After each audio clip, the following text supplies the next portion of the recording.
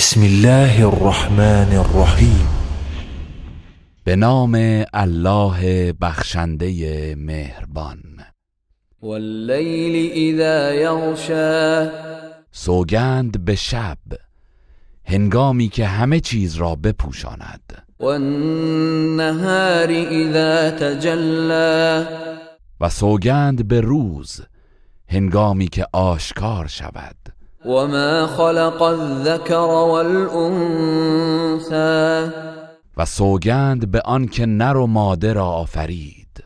ان سعیکم لشتی، که یقینا سعی و تلاش شما مختلف و نیک و بد است.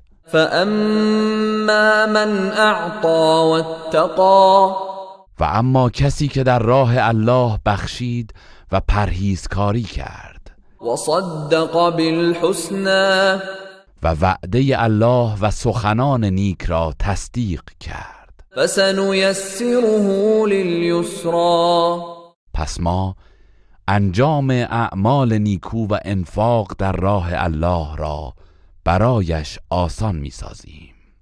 واما من بخل واستغنى، و اما کسی که بخل ورزید و بینیازی طلبید وكذب بالحسنى، و وعده الله و سخنان نیک را تکذیب کرد، فسنيسره للعسرى، پس ما انجام اعمال شر و پلید را برایش آسان می‌سازیم.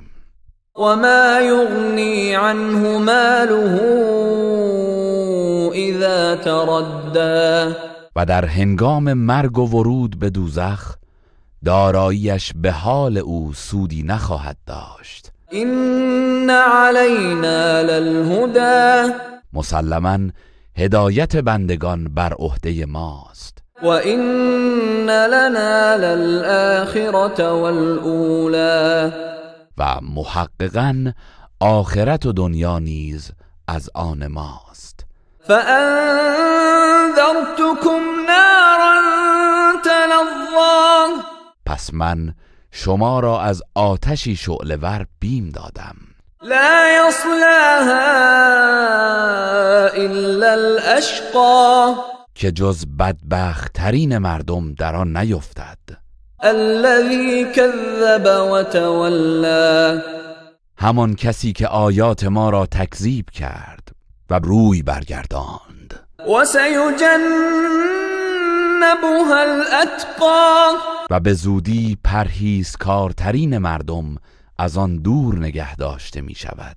الذي يؤتي ماله يتزكى، همان کسی که مال خود را در راه الله می بخشد تا از گناه پاک شود. وما لأحد عنده من نعمة تجزى، و هیچ کس را به قصد پاداش یافتن نعمت نمی بخشد إلا ابتغاء